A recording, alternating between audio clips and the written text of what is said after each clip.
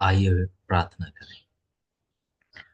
हमारे महान दयालु स्वर्गीय पिता, हम आपके करीब आते हैं और आपसे मदद और सहायता के लिए विनती करते हैं।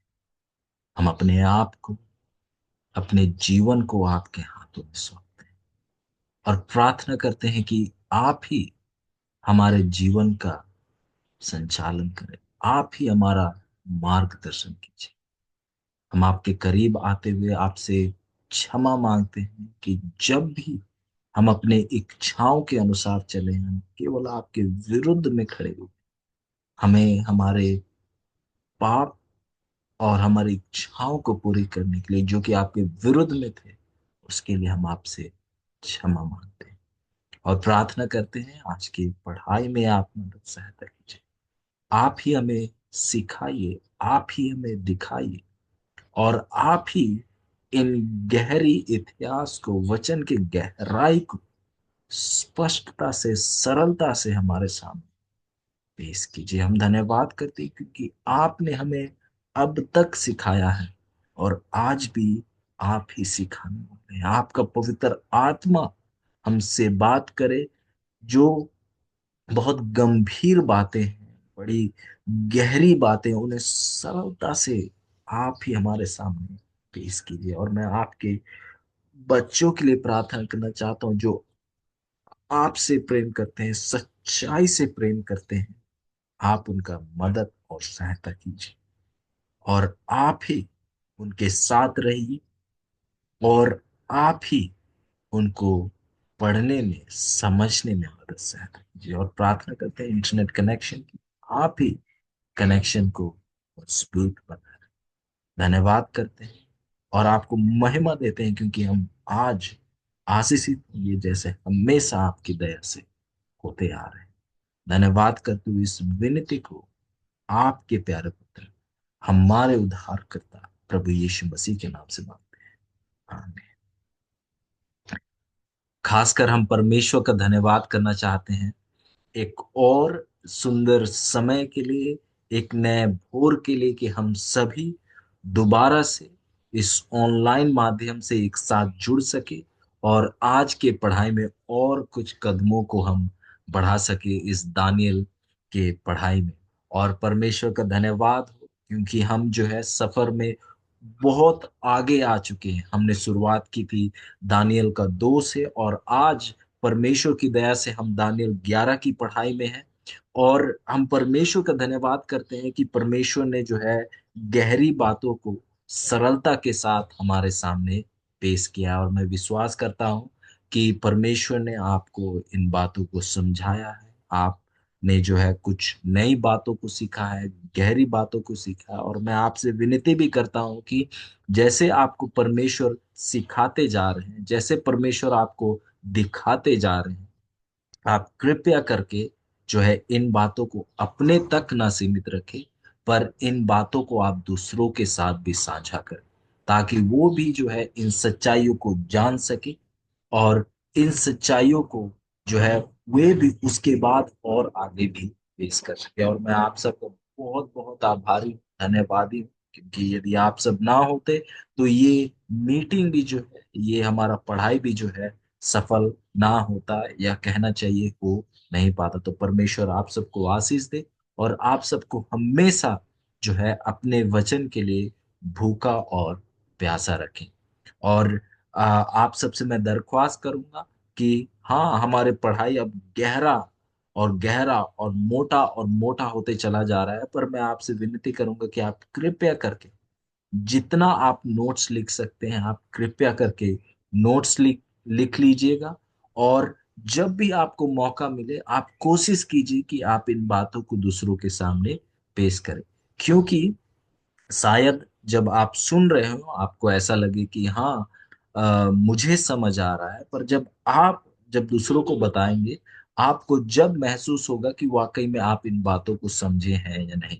मेरा व्यक्तिगत अनुभव रहा है कि अक्सर मुझे लगता था कि कुछ बातों को मैं समझ चुका हूं, पर जब मौका आया कि उन बातों को दूसरों के साथ साझा की आई, तो मुझे मालूम हुआ कि कुछ बातों को मैं नहीं समझा, और जब भी जो है बातों को साझा किया दूसरों के साथ, जो समझ थी और गहरी होती गई और बेहतर होती गई, और जो है नई बातों को और सीखने का मौका मिला। और यदि आप चाहते हैं कि और गहराई से समझे और बेहतरी से समझे, तो आप कृपया करके इन सच्चाइयों को दूसरों के साथ भी साझा कीजिएगा। जितना आप बांटेंगे, उतना आप और बढ़ोतरी करते चले जाएंगे। आइए, तो हम कुछ समय, इससे पहले कि आज के पढ़ाई में और कुछ कदमों को रखें, आइए हम कुछ समय जो है कुछ बातों को हम दोहराने में बिताना चाहेंगे। तो हम दानियल 11 में थे, और दानियल 11 का 17 से हम जो है दोहराना शुरू करेंगे। और दानियल 11 का 17 उन बातों का जिक्र करता है कि जो रोम का राज्य है, हम देखते हैं कि रोम का राज्य जो है अब ताकत में आ चुका है, और किस प्रकार से जो है रोम का राज्य चढ़ाई कर रहा है, किस प्रकार से राज्यों को जो है वो जीत रहा है। और जब हम दानियल 11 का 17 में आते हैं, तो अब जो है रोम की अब ये प्रयास है कि वो किस प्रकार से जो एक भाग यूनान का राज्य का बचा है, उसको किस प्रकार से जो है वो जीते और उसे जो है रोम का भाग बनाए। हम परख रहे थे कि किस प्रकार से, जो आप यदि दानियल का 11 का 16 देखें, तो वहां आप देखते हैं कि किस प्रकार से जो है यूनान का, जो रोम का राज्य है, उसके जो शासक है किस प्रकार से अपनी इच्छाओं को पूरी कर रहे हैं।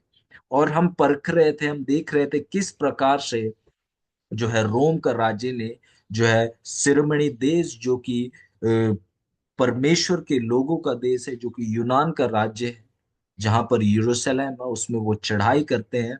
और किस प्रकार से यूनान का राज्य को जो है वे कर देने का जो है उनके ऊपर एक जो है निर्णय, या कहेंगे एक जो है, एक उनके ऊपर ये बात जो है थोप दी गई कि क्योंकि अब यूनान का राज्य रोम का भाग हो गया है, तो अब जो है यूनान का राज्य को जो है रोम के राज्य को कुछ कर देने पड़ेंगे। अब उन्हें जो है एक तरफ से कुछ रकम अदा करने होंगे।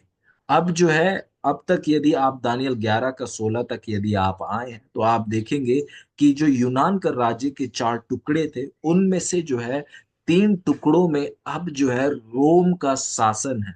रोम के जो शासक है उनका ताकत है। जो 3 टुकड़े थे, वे जो है अब रोम के भाग बन चुके हैं। और दानियल 11 का 17 में देखें, तो अब केवल एक भाग बचता है जो कि रोम का भाग नहीं है, और वो है दक्षिण साम्राज्य, वो है यूनान का राज्य। और हम जो है दानियल 11 का 17 को हम करीबी रूप से परख रहे थे कि किस प्रकार से जब दक्षिण साम्राज्य, जो मिस्र का साम्राज्य है, उसका जब राजा टॉलमी उलेट्स की मृत्यु हो गई, हम देखते हैं कि उनके मृत्यु के बाद उसके जो 2 बच्चे थे, हमने देखा टॉलमी और क्लेयोपेट्रा, उनके पिता का ये इच्छा था कि ये दोनों जो है एक साथ विवाह कर ले, जो कि बहुत गलत विचार है। पर ऐसे उनके पिता जो है टॉलमी उलस जो है, उनकी वो इच्छा थी कि वे दोनों एक साथ विवाह कर ले और एक साथ जो है मिस्र के साम्राज्य को वे दोनों चलाए। और हम देखते हैं क्योंकि ये दोनों बहुत जवान थे, क्योंकि अभी भी ये जो है उम्र में बड़े नहीं थे और राज्य को नहीं चला सकते थे, तो इनको देखभाल करना, इनका जिम्मा, इनको काबिल बनाने का जिम्मा जो है, हम देखते हैं कि रोम समिति को सौंप दिया गया था, रोम के लोगों को सौंप दिया गया था। अन्य शब्दों में जो है ये चीज जो है पोम्पे को सौंप दी गई थी, क्योंकि उस समय, उस दौरान जो है रोम का जो सबसे बड़ा शासक या अधिकारी कहेंगे, वो पोम्पे थे। फिर इस दौरान जो है एक युद्ध होता है पोम्पे और जूलियस कैसर के बीच में, और एक बहुत प्रसिद्ध युद्ध लड़ी जाती है। और वो युद्ध में हम देखते हैं कि पोम्पे की हार होती है, और जब उसकी हार होती है, तो वो भाग कर जो है मिस्र में जो है शरण स्थान ढूंढने की कोशिश करता है। और जब वो भाग कर आता है, उस समय जो है टॉलमी, जो कि टॉलमी उलट के बेटे हैं, वे जो है पोम्पे की हत्या कर देते हैं। और पोम्पे के पीछे पीछे हम देखते हैं कि जूलियस कैसर आते हैं। और जब पोम्पे को देखते हैं कि पोम्पे ने जो है मिस्र में शरण स्थान प्राप्त किया, तो इन चीजों को देखते हुए और विचार करते हुए वे समझते हैं कि जरूर पोम्पे को जो है क्लेयोपेट्रा और टॉलमी का जो है एक देखभाल करने वाला व्यक्ति चुना गया है। और फिर हम देखते हैं कि कुछ समय बाद जूलियस कैसर देखता है कि एक जो है एक उपद्रव मचा हुआ है, एक लड़ाई हुआ है, एक वार जो है, एक अंदर ही अंदर जो है एक युद्ध, एक लड़ाई, एक जंग चल रही है। और इन चीजों को जब देखता है तो उनके बारे में थोड़ा खोजबीन करता है, तो उसे मालूम होता है कि जो क्लियोपेट्रा जो है उसे जो है राजपद नहीं दिया गया। उसे जो है जैसे कहा गया था मिस्र के राज्य के लिए कि उन वे दोनों जो है एक साथ राज्य को चलाए, पर जो है राज्य को केवल टॉलमी चला रहे हैं। जब इस चीज को जब जूलियस कैसर देखता है कि ये बिल्कुल गलत है, तो वो अपने सेनाओं के साथ जो है एलेक्जेंड्रिया जो है, जो कि मिस्र में है, वहां पर जो है अपने सेनाओं के साथ जो है वो पहुंच जाते हैं, ताकि जो है ये जो कि गलत हो रहा था उसमें वो रुकावट डाल सके। पर जो लड़ाई था, युद्ध था, हर एक दिन इतना बढ़ता चला गया कि इस चीज को जो है रोकना जूलियस कैसर के लिए बहुत कठिन हुआ, जिन सेनाओं के साथ वो वहां पर थे। फिर वे जो है मदद के लिए और जो है संदेश भेजते हैं, और सेनाएं जो है वहां पर इकट्ठा होती है। और उसके बाद जो है कुछ समय बाद जो है जूलियस कैसर एक घमंड के साथ एक हुक्मनामा जारी करता है, और क्लियोपेट्रा और टॉलमी को कहता है कि आप दोनों अपने सेनाओं को कह दीजिए कि वो अपने स्थानों को छोड़ दे, और आप दोनों मेरे सामने प्रकट होइए, ताकि जो भी आप दोनों का विचार है, जो भी आप दोनों का लड़ाई झगड़ा है, उसका हम लोग एक निर्णय ले सके। पर ये एक घमंड के साथ ये जो हुक्मनामा जारी की गई, ये बात जो है मिस्र के लोगों को बिल्कुल नापसंद हुई। और फिर आप देखते हैं कि जब मिस्र के लोगों ने देखा कि हम तो स्वतंत्र देश है, हमारे ऊपर किसी का प्रभुता नहीं है, तो फिर ऐसे में कैसे जूलियस कैसर हमारे साथ हमारे ऊपर जो है ऐसा जो है हुक्मनामा जारी कर देता है। तो सभी जो मिस्र के लोग हैं, क्योंकि उनको लगा कि ये एक निंदा की चीज है, उनके ऊपर ऐसे कठोरता के साथ एक हुक्मनामा जारी की गई, तो वो सब जो है जूलियस कैसर के पीछे जो है अपनी सेना के साथ पड़ जाते हैं। पर जूलियस कैसर जो है बड़े चतुराई के साथ, बड़े एक तरफ से कहेंगे सूझबूझ के साथ, वे जो है वे जो आक्रमण उनके ऊपर किया जा रहा था उससे वो बच जाते हैं, और वो कोशिश करते हैं कि वहां से वो बाहर निकल जाए। पर हम देखते हैं जब वो बाहर निकलने की कोशिश करते हैं, तो उस समय जो है मिस्र के लोग वो कोशिश करते हैं कि वे जो है किसी तरीके से जो जूलियस कैसर है उसके पानी के जहाज को जला कर जो है खत्म कर दिया जाए। पर उसका जो है हम देखते हैं कि बिल्कुल उल्टा हो जाता है कि जूलियस कैसर जो उनके पानी के जहाजों को जला देता है। फिर इस प्रकार से हम देखते हैं कि वहां पर जो है एक युद्ध होती है, एक संघर्ष होता है। और इसमें जो है हम देखते हैं कि यहाँ पर वचन बताता है सीधे लोगों का संग लिए हुए अपने आने लगेगा। और इस युद्ध में जो है आप देखेंगे कि जो यहूदी लोगों हैं उनका जो है बहुत बड़ा सहायता रहा, मदद रहा। यदि यहूदी लोग मदद सहायता नहीं करते, तो जो रोम है उसके लिए बहुत कठिन का एक संघर्ष होता मिस्र पर प्रभुता पाने के लिए, मिस्र को हराने के लिए। और हम देखते हैं इतिहास बताता है कि आ, मिस्र जो है उसको जो है पूरी तरीके से जो है रोम का भाग जो है 47 ईसा पूर्व में बना दिया गया था। और इसके साथ आप देखेंगे कि अब जो है यूनान राज्य के जो 4 टुकड़े हैं, अब पूरे पूरे तरीके से जो है अब किसके भाग बन चुके हैं? अब जो है रोम का भाग बन चुके हैं। अब पूरे तरीके से जो है यूनान का राज्य का खात्मा हो गया है। और इसके साथ जो है रोम का राज्य का आप जो है देखते हैं कि रोम पूरा पूरा दुनिया में अब वो जो है शासन कर रहा है। फिर जब हम 18 में आते हैं, 18 इस प्रकार बताता है कि तब वह द्वीपों की ओर मुंह कर ले करके बहुतों को ले लेगा, परंतु एक सेनापति उसके अहंकार को मिटाएगा, वरन उसके अहंकार के अनुकूल उसे बदला देगा। फिर हम इस बात को कल के दिन में परख रहे थे कि किस प्रकार से जो जूलियस कैसर है, किस प्रकार से जूलियस कैसर का जो है एक नाजायज रिश्ता, एक नाजायज संबंध जो है क्लियोपैट्रा के साथ था। और हम देखते हैं इसी कारण से जो है जूलियस कैसर जो है कई दिनों तक, कई सालों तक जो है वो मिस्र में ही थे। कारण क्या था? उनका जो है संबंध क्लियोपैट्रा के साथ। पर हम देखते हैं कि जब एक युद्ध हुआ फेर्नेसिस के साथ, जो कि राजा थे बोस्पोरस के, सिमेरियन बोस्पोरस के वे राजा थे, उनके साथ जब युद्ध हुआ तो जूलियस कैसर को जो है मिस्र को छोड़कर आना पड़ा। और जब वे मिस्र को छोड़कर उस युद्ध के लिए गए, तो जैसे ही वे पहुंचे जहां पर युद्ध हो रहा था, हम देखते हैं कि जैसे ही पहुंचे उन्होंने जो है विश्राम नहीं किया, पर जैसे ही पहुंचे उन्होंने जो है फेर्नेसिस, जो कि सेरमेरियन बोस्पोरस के सिमेरियन बोस्पोरस के राजा है, उनके ऊपर आक्रमण किया और उन्हें जो है हरा भी दिया। उस युद्ध में जो है जूलियस कैसर की जीत हुई। फिर वो एक खत लिखते हैं अपने एक मित्र को, उस बात की चर्चा करते हुए, उस युद्ध की चर्चा करते हुए, जिसको जो है अभी अभी उन्होंने जो है फर्नेसिस के साथ लड़ा और जिसमें वे जीते भी। और वे इस प्रकार से उस युद्ध के बारे में वर्णन करते हैं, कहते हैं कि वेनी वेडी विसी, वेनी वेडी विसी, इसका मतलब मैं आया, मैंने देखा और मैंने हराया। मैं आया, मैंने देखा, मैंने हराया। और हम देखते हैं कि बिल्कुल ऐसे ही हुआ कि जब वो मिस्र से आए फेनिसिस से युद्ध करने, उन्होंने इंतजार नहीं किया, पर तुरंत जो है जैसे ही आए उन्होंने देखा और उन्होंने आक्रमण किया और वे जीत भी हासिल की। फिर यहाँ पर आगे वचन बताता है कि परंतु एक सेनापति उसके अहंकार को मिटाएगा। और जैसे हम कल परख रहे थे, यदि हम हिंदी में शब्द को देखें, यहाँ अहंकार है, यदि आप अंग्रेजी में देखें इस शब्द को जिसके लेकर जो है ये अनुवाद किया गया, अंग्रेजी में शब्द है रिप्रोच।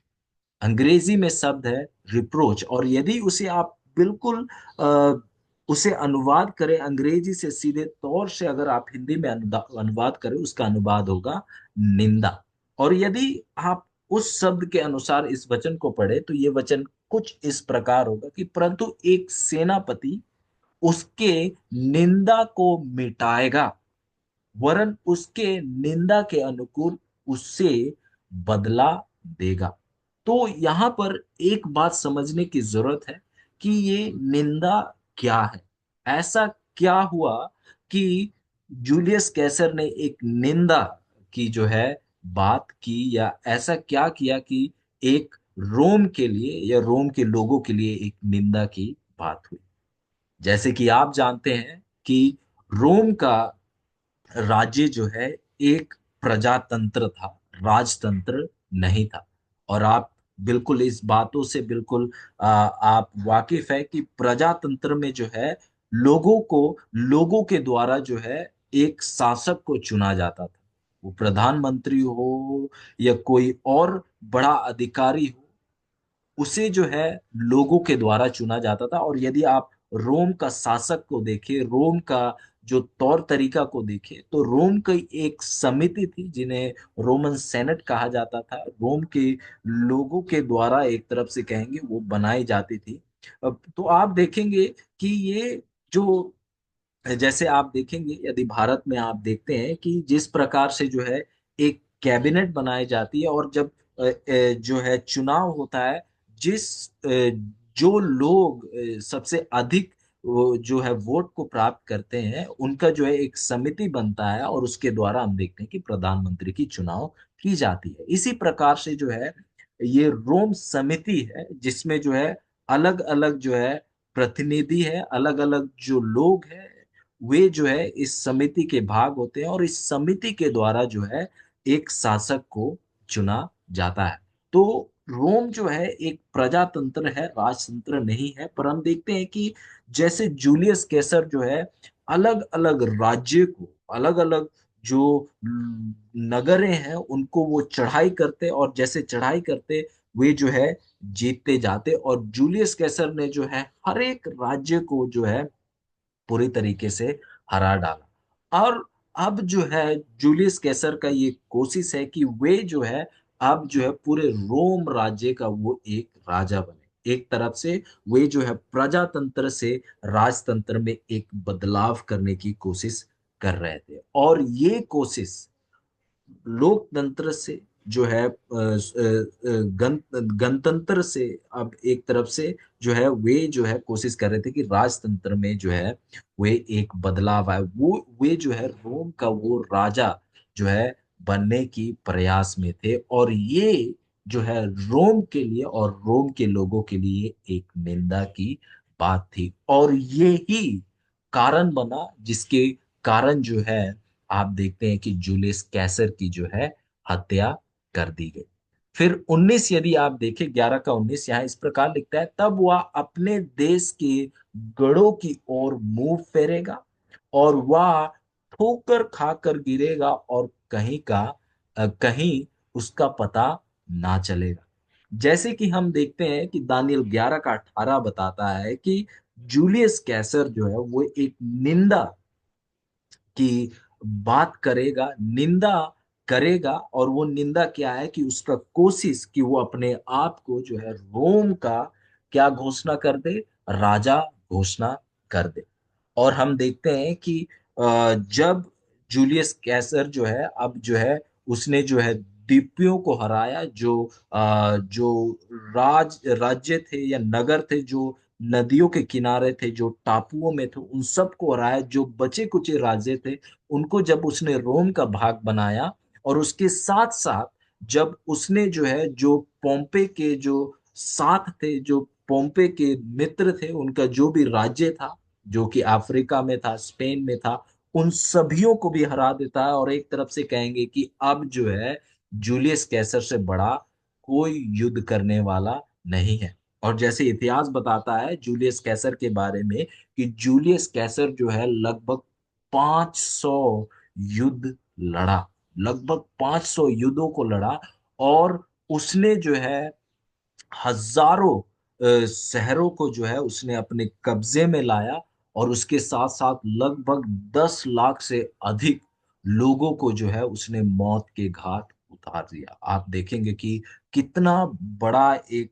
पराक्रमी ताकतवर जो है ये जूलियस कैसर जो एक शासक है, वो कितने बड़े एक शासक है।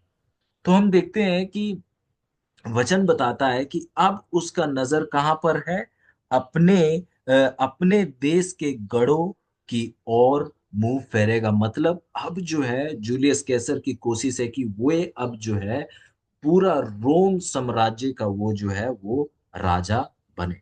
और जब वो अपने देश में लौट कर आता है इस मकसद के साथ, और जब वो रोमी समिति जहां मिला करती थी वहां पर जो सोने का जो एक राजगद्दी था, जब उस पे वो बैठता है, और ये वो समय होता है जब वो जो है उस राजपद को लेने ही वाला होता है। पर हम देखते हैं कि उसके निंदा के कारण, जो निंदा किया कि वे अब प्रजातंत्र से, जो गणतंत्रता से वह अब राजतंत्र बनाने की कोशिश कर रहा है, इस निंदा के कारण कुछ लोग जो हैं हम देखते हैं जूलियस कैसर के विरुद्ध में खड़े होने लगे। कुछ लोग जो है जूलियस कैसर के विरुद्ध में कुछ योजनाएं बनाने लगे, और इस योजना को आगे चलाने वाला, इस योजना का सबसे प्रथम व्यक्ति जो थे वो थे ब्रूटस।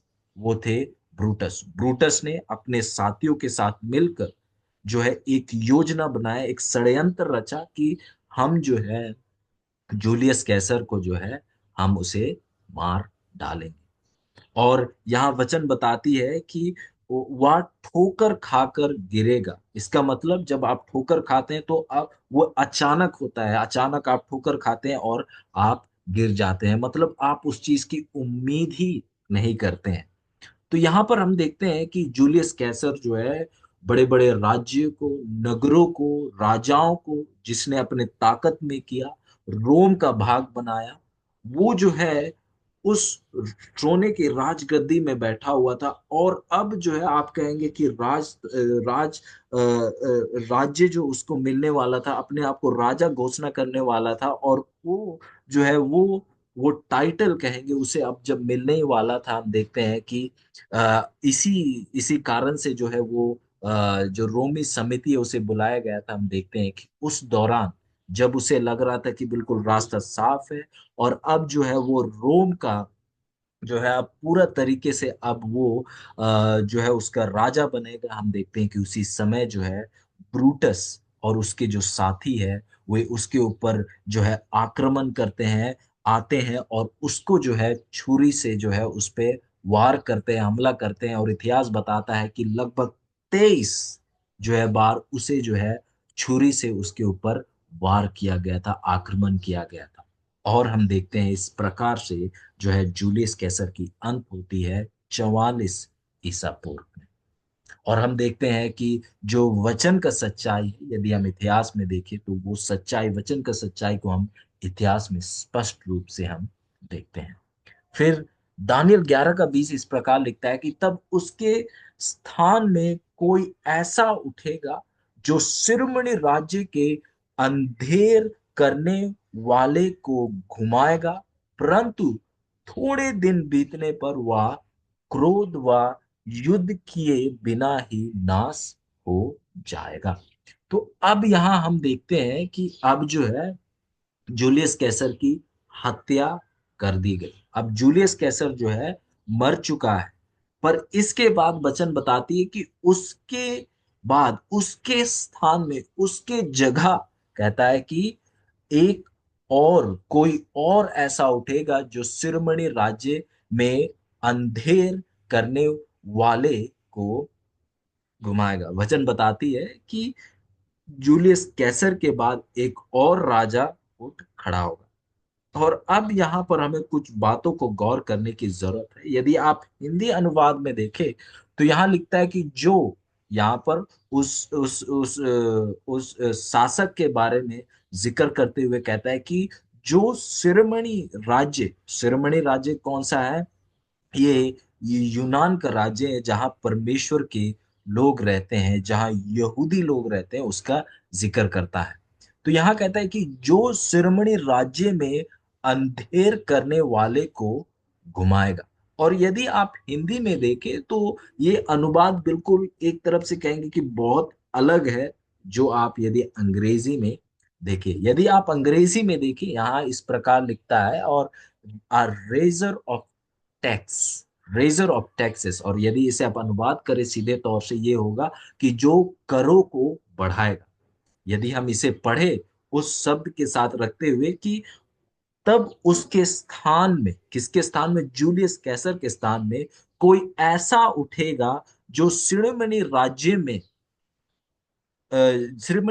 में जो कर को बढ़ाएगा। ये जो है सही अनुवाद होगा कि जो शिरोमणि राज्य में करों को बढ़ाएगा, करों को बढ़ाएगा। और ये जो है, जो शासक जो जूलियस कैसर के बाद आया वो थे अगस्तुस कैसर। और अगस्तुस कैसर जो है, यदि आप इसका रिश्ता जूलियस कैसर के साथ देखें तो जूलियस कैसर जो थे वे अगस्तुस कैसर के चाचा थे। और जो है जूलियस कैसर के मृत्यु के बाद जो है अगस्तुस कैसर जो है पूरे तरीके से जो है पूरे लोगों में, पूरे राज्य में ये ऐलान कराता है कि वो जो है पूरे जनता के सामने ऐलान कराता है कि, और बताता है उन्हें कि उसे जो है गोद लिया गया था, कि वह जो है उसका जो है उसके बाद जो है वो राज्य को जो है वो जो ले। तो ये बात जो है आप देखते हैं कि वे बताता है कि जूलियस कैसर के बाद जो उत्तराधिकारी हो वो जो है उसके लिए जो है अगस्तुस कैसर उसे चुना गया है। ये बात जो है पूरे जनता, पूरे प्रजा के सामने जो है वो ये बात को जो है ऐलान करवाता है। और आप देखते हैं कि अगस्तुस कैसर जो है, कैसर जो है, वो जो है अपने जो है अंकल कहेंगे, उसका जो नाम जो है, चाचा जो है, उसके नाम को जो है अपने नाम के साथ भी जोड़ता है।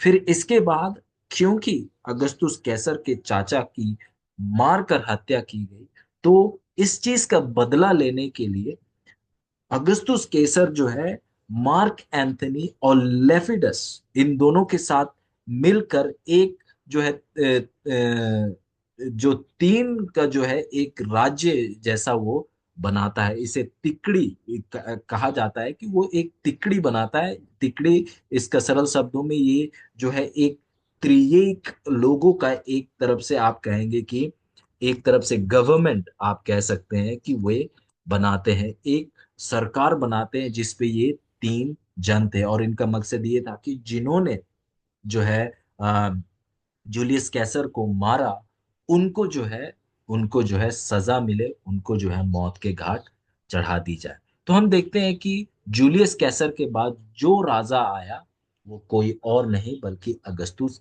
कैसर है। और आप इसके जिक्र जो है आप लूका 2 का 1 में भी आप देखते हैं। जैसे दानियल 11 का 20 बताता है कि एक जो है कर को बढ़ाने वाला आएगा, जो जैसे वचन बताता है बहुत सुंदर तरीके से, कि जो शिरोमणि राज्य में करों को बढ़ाएगा। और आइए इसको हम परखने के लिए लूका उसका 2 का 1 में जाएंगे। यहां इस प्रकार लिखता है कि उन दिनों में अगस्तुस कैसर की ओर से आज्ञा निकली कि सारे जगत के लोगों के नाम लिखे जाए। और यदि अंग्रेजी में आप देखें तो यहाँ पर लिखता है कि सभी लोगों को कर देने के लिए, सभी लोगों को कर देने के लिए क्या किया गया, एक बुलावा दी गई, उनकी नाम लिखाई, उनकी रजिस्ट्रेशन के लिए यहाँ बुलाया गया। और आप देख सकते हैं कि किस प्रकार से दानियल 11 का 20 में उस शासक के बारे में जिक्र की जा रही है, जो कि जो है करों को बढ़ाएगा। और यहाँ पर लूका 2 का 1 जो है अगस्तुस कैसर के बारे में जिक्र करते हुए बताता है कि किस प्रकार से जो है पूरे राज्य के लोगों को, मतलब उस समय जो है अब कोई दूसरा राज्य नहीं है। हम देखते हैं कि फारस का राज्य का खात्मा किसने किया, यूनान के राज्य ने किया। और यूनान के राज्य का खात्मा किसने किया, हम देखते हैं कि यूनान के राज्य का खात्मा रोम का राज्य ने किया। मतलब अब जो है किसका शासन है, रोम का शासन है। किसका सरकार है, रोम का सरकार है। पूरे दुनिया में कौन राज कर रहा है, रोम राज कर रहा है। और उस समय जो है जो शासक था, सबसे बड़ा अधिकारी था, वो कौन था, अगस्तुस कैसर। और उसने जो है ये हुक्मनामा जारी की गई कि सारे जगत के लोग क्या करें, नाम लिखे लिखाने के लिए आए, जो है एक कर जो है उसको अदा करने के लिए आए। और हम देखते हैं कि इसी दौरान जो है जोसेफ और मरियम जो है बैतलहम जाते हैं, जहां पर जो है वो जो है अपना नाम लिखाई के लिए जो है हम देखते हैं कि वे वहां जाते हैं। और इसी दौरान आप देखते हैं कि यीशु मसीह का जन्म होता है। तो आप देख सकते हैं किस प्रकार से जो है आप जो है दानियल 11 का 20 को आप देखते हैं, किस प्रकार से जो है आप देख रहे हैं दानियल लूका 2 का 1 में, जब मरियम, जोसेफ और यीशु मसीह का जिक्र देखते हैं, यीशु मसीह का जन्म के उस दौर में हम पहुंच जाते हैं। और यहाँ पर जो है यदि आप दानियल 11 में हैं, और मैं चाहूंगा कि आप दानियल 11 को खुला ही रखिएगा। दानियल 11 का हम 20 को परख रहे थे। और यहाँ पर और कुछ बातें हमारे सामने लिखी जा रही है कि वो जो है बिना युद्ध के जो है उसका बंद किया जाएगा। पर उससे पहले आप देखेंगे कि यहाँ बताता है परंतु थोड़े दिनों। और यदि यहाँ पर आप देखें तब उसके यहाँ पर वो बात का जिक्र नहीं किया गया, पर यदि अंग्रेजी में यदि आप देखें तो वहां पर उस बात की भी जिक्र की जाती है कि जो अगस्तुस केसर है, उसके समय में उसके समय में जो है रोम का राज्य जो है अपने महिमा और अपने ऊंचाई के बिल्कुल सीमा पर होगी, अपने ताकत के बिल्कुल ऊंचाई पर होगी।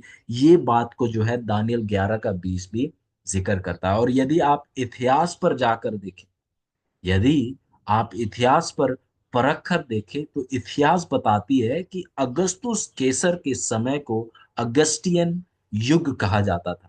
अगस्तुस केसर के समय को अगस्टियन युग कहा जाता था। और जब अगस्टियन युग कहा जाता था, इस विचार का मतलब ये था कि अगस्तुस केसर के समय में जो है रोम का राज्य जो है अपने सुनहरे युग में था, सोने के युग में था, जैसे अंग्रेजी में कहता है द गोल्डन एज। अगस्तुस केसर का राज्य के समय जो है रोम का राज्य अपने ऊंचाई में था, अपने जो है ताकत की सीमाओं में था। हर एक तरफ से यदि आप देखें तो है रोम का राज्य जो है अपने ऊंचाई में था। और अगस्तुस कैसर से पहले या उसके बाद जो है रोम का राज्य कभी भी ऐसे ऐसे ऊंचाई का समय, ऐसे सुंदर समय में कभी भी नहीं रहा। यदि उन्नति रोम ने किया तो वो केवल अगस्तुस कैसर के समय में किया। और बताया जाता है कि अगस्तुस कैसर के समय में जो है शांति थी और न्याय होता था। और जो है लोग बिल्कुल, जो अब खासकर जो रोम के लोग थे, वे लोग बिल्कुल जो है एक तरफ से शानो शौकत में जिया करते थे, और एक अनुशासन भी था। और बहुत लोग जो है नई बातों को सीख रहे थे। ये सब चीजें जो है और दूसरे शासक के युग में नहीं देखा गया था। ये केवल केवल अगस्तुस कैसर के समय में देखा गया था।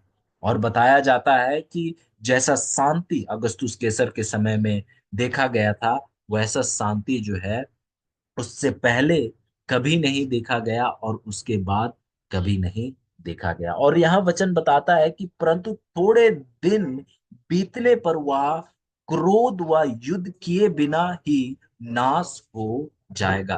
तो वचन बताता है कि बिना क्रोध के और बिना युद्ध के ही बिना उसका नाश हो जाएगा। अब हमें यहाँ गौर करने की जरूरत है यहाँ की, जब अगस्तुस कैसर जब शासक करने आया, अगस्तुस कैसर जब ताकत में आया, हम देखते हैं कि वचन बताती है उसके जीवन के बारे में लेख करते हुए कि बिना युद्ध के और बिना क्रोध के उसका क्या हो जाएगा, नाश हो जाएगा।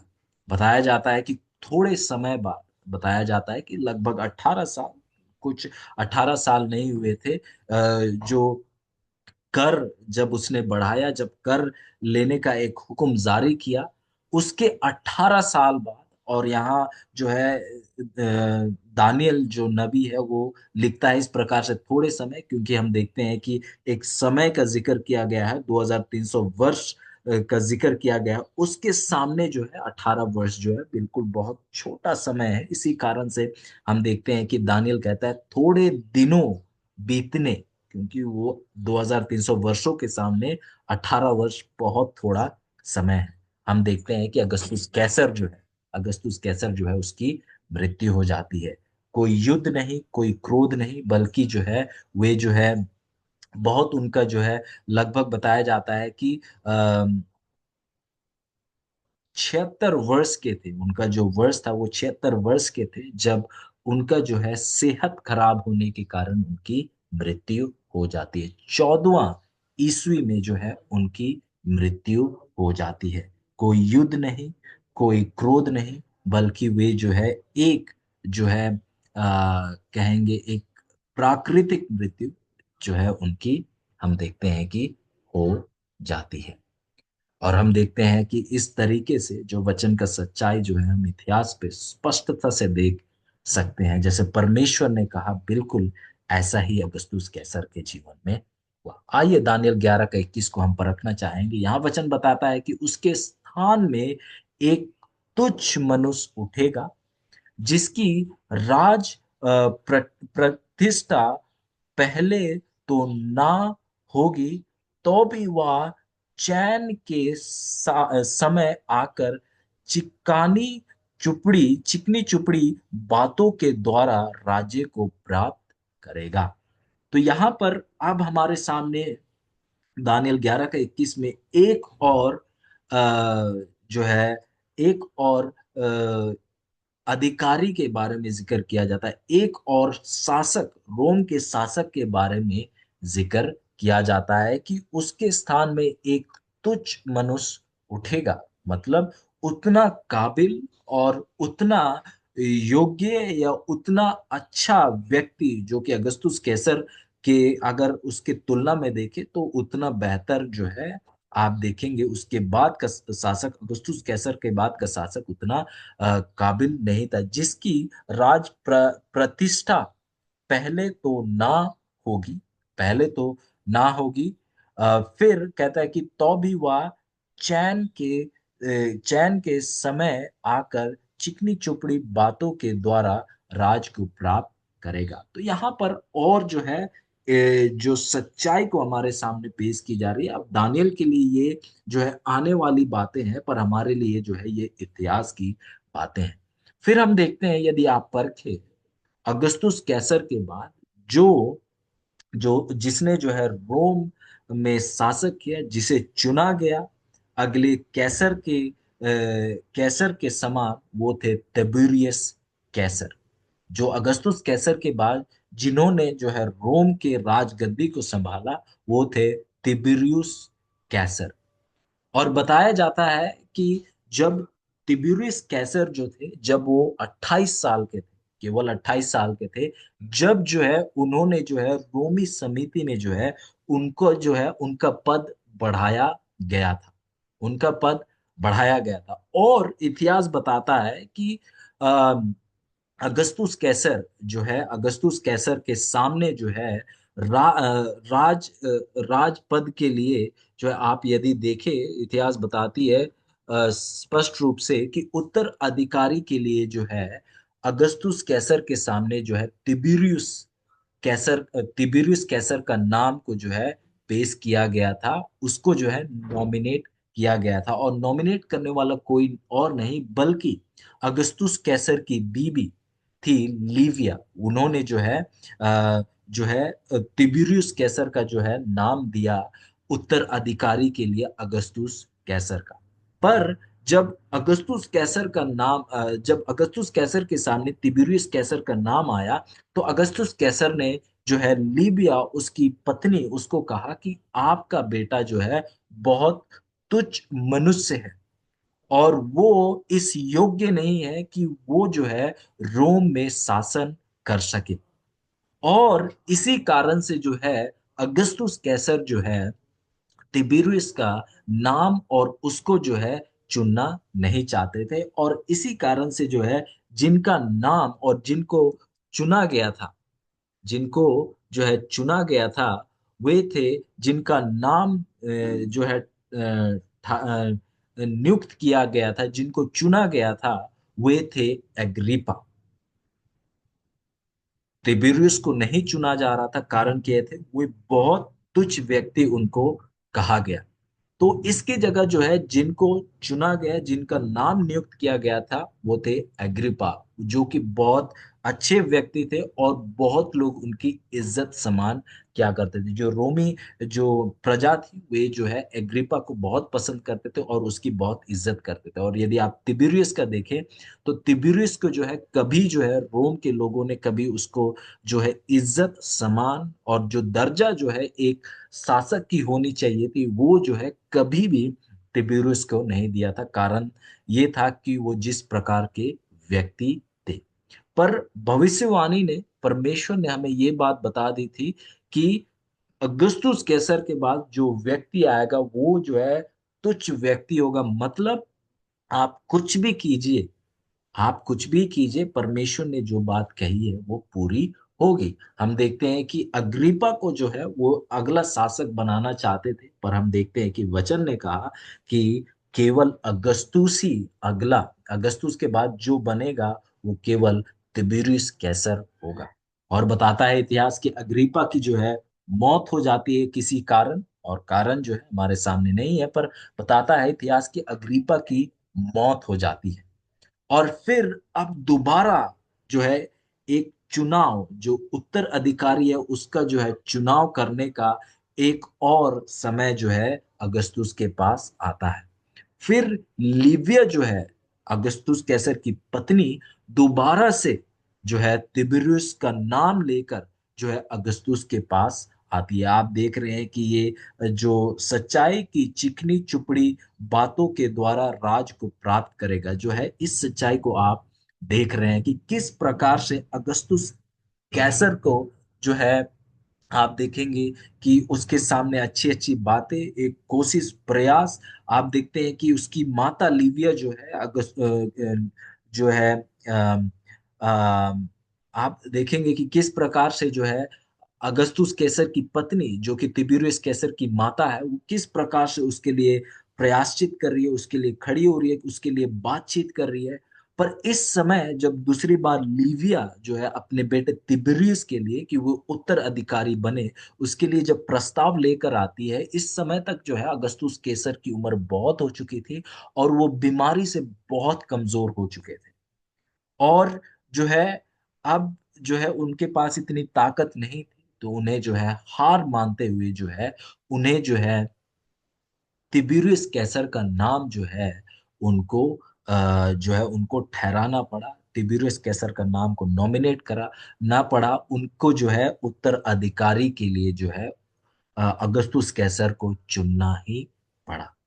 और बताते हैं कि भले जो है तिबिरियस कैसर जो है वो शासक बने, रोम में वो शासन किए, उस ताकत को उन्होंने अपने हाथ में लिया, पर जो है जो प्रजा थी उन्होंने कभी भी जो प्रेम, जो आदर और सम्मान जो है एक राजा को मिलना चाहिए, एक शासक को मिलना चाहिए, वो आदर और सम्मान कभी भी तिबिरियस कैसर को नहीं दिया गया।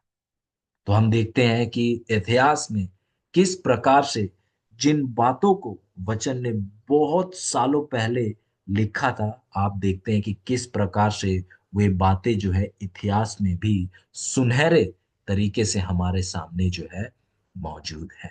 और हम देखते हैं कि अब जो है अगस्तुस कैसर के बाद जो ताकत में आया, वे जो है तिबिरियस कैसर है। तिबिरियस कैसर है। और आप देखेंगे कि किस प्रकार से जैसे वचन ने कहा वैसा ही इतिहास में भी पूरा हुआ है। और आप देख सकते हैं इस बात का सच्चाई को कि परमेश्वर जो है शुरुआत से अंत तक हर एक चीजों को वो देख सकते हैं। आप देखते हैं कि हम जो है अक्सर, यदि आप जीवन में देखें, हम जो है चीजों को इस प्रकार से देखते हैं, पर परमेश्वर यह चीजों को इस प्रकार से देखता है, मतलब वो पहली चीज को भी देख सकता है, अंत की चीज को भी वे देख सकते हैं। इसी कारण से हमें परमेश्वर पर भरोसा, विश्वास करना बहुत ज्यादा जरूरी है। जैसे यिर्मयाह 29 का 11 बताता है कि मैं जो बातें तेरे विषय में सोचता हूँ, विचार करता हूँ, मैं उन्हें जानता हूँ, और वो विचार क्या है, आपके केवल भलाई के लिए है, आपके केवल फायदा के लिए। परमेश्वर केवल हमारी भलाई को चाहते हैं, और परमेश्वर जो है शुरू से लेकर अंत तक चीजों को देख सकते हैं। आइए हम उस परमेश्वर पर विश्वास करें, क्योंकि हमारा जीवित परमेश्वर केवल वो हमारा भलाई चाहते हैं, हमारा केवल बेहतरी चाहते हैं। आइए हम अपने जीवन को उसके हाथों में सौंप दें, क्योंकि उनके हाथ में जो है, उन्होंने जो है इतिहास को देखा है, इतिहास को वो जानते हैं, और वो कभी भी नहीं चाहते कि आप जो है उससे दूर हो जाए। आइए उन पर हम भरोसा करते चले जाए, क्योंकि हम जब दानियल 11 की पढ़ाई में हैं, हम देखते हैं कि दानियल 11 या दानियल की बातें कई सालों पहले, इन घटनाओं के होने से पहले लिखी गई थी, और वो बातें बिल्कुल वैसे ही पूरा होती चली गई। वचन आप देखते हैं कि विश्वास योग्य है। परमेश्वर जो कहते हैं वो सत्य बातें हैं, और वो बातें जो है जो वो कहते हैं वो पूरा भी होते हैं। तो परमेश्वर पर आप विश्वास कीजिए, उनके बातों पर संदेह मत कीजिए। जब परमेश्वर कह रहे हैं कि मैं आपके लिए योजनाएं बनाया हूं, तो जरूर उन्होंने आपके लिए और मेरे लिए योजनाएं बनाए। आइए हम उस परमेश्वर का धन्यवाद करें कि वे हमें इन सच्चाइयों को, गहरी बातों को हमारे सामने स्पष्ट करें। आइए हम प्रार्थना के साथ अंत करें। महान दयालु स्वर्गीय पिता, हम आपका धन्यवाद करते हैं आज की पढ़ाई के लिए। हमें और कुछ गहरी बातों को सिखाने के लिए प्रार्थना करते हैं कि आप कृपया करके हमें लगातार सिखाते चले जाएं और हमें आप में मजबूत बनाते चले जाए। आप वो परमेश्वर है जो शुरू से लेकर अंत तक हर एक चीजों को देख सकते हैं। हमारे साथ हो कि हम आप पर भरोसा रखें, आप पर अपने विश्वास को मजबूती से बनाए रखें। हम पर दया कीजिए और आप हमारे सामने लगातार इन सच्चाइयों को स्पष्ट कीजिए और हमारे साथ होइए कि हम आपके साथ और गहरा समय बिताएं, ताकि हम आप में बढ़ते ही चले जाएं। धन्यवाद करते हैं हर एक आशीष और दया के लिए जो आप हमने हमारे जीवन में आपने दिखाया। धन्यवाद करते हैं आज की पढ़ाई के लिए, आज के गहरी बातों को स्पष्ट और सरलता से पेश करने के लिए। आपको महिमा देते हुए, धन्यवाद करते हुए इस विनती को आपके प्यारे पुत्र हमारे उद्धारकर्ता और प्रभु यीशु मसीह के नाम से मांगते हैं। आमीन।